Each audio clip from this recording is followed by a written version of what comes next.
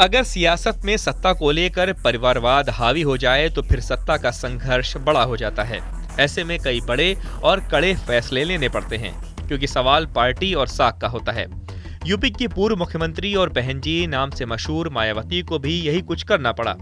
उन्होंने एक झटके से अपने उत्तराधिकारी को ही पार्टी से बेदखल कर दिया। मायावती अपने बड़े और कड़े फैसलों के लिए जानी जाती हैं और इस बार उन्होंने अपने भतीजे आकाश आनंद पर गाज गिरा दी। बीएसपी सुप्रीमो मायावती ने एक चौंका देने वाले फैसले में आकाश आनंद को पार्टी से ही निष्कासित कर दिया।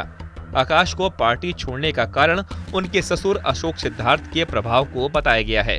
मायावती ने एक्स पोस्ट में इस बात की पुष्टि की और कहा कि पार्टी और मूवमेंट की भलाई को ध्यान में रखते हुए ये कदम उठाया गया है।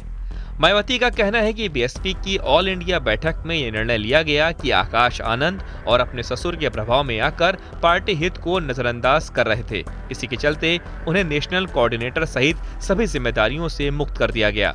पार्टी का मानना है कि इस परिस्थिति में आकाश को अपनी परिपक्वता दिखाते हुए पश्चाताप करना चाहिए था। इससे पहले दिल्ली में 17 फरवरी को जब बसपा के देश भर के कोऑर्डिनेटरों की बैठक हुई, तभी मायावती ने साफ कर दिया था कि आकाश आनंद नेशनल कोऑर्डिनेटर नहीं रहेंगे। इसके बाद 2 मार्च को लखनऊ में बुलाई गई अपनी दूसरी बड़ी मीटिंग के बाद उन्होंने बेदखली का ऐलान भी कर दिया।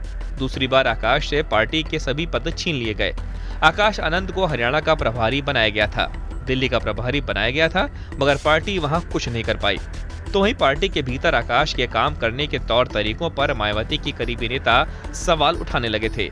बताते चले कि मायावती ने इससे पहले भी लोकसभा चुनाव के बीच ही आकाश को कोऑर्डिनेटर पद से हटा दिया था, साथ साथ चुनाव की कमान भी उनसे छीन ली थी।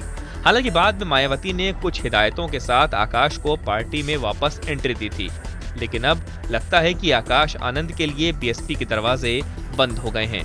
वहीं आकाश आनंद ट्वीट कर लिख रहे हैं कि धैर्य के साथ लंबी लड़ाई के लिए तैयार रहना होगा।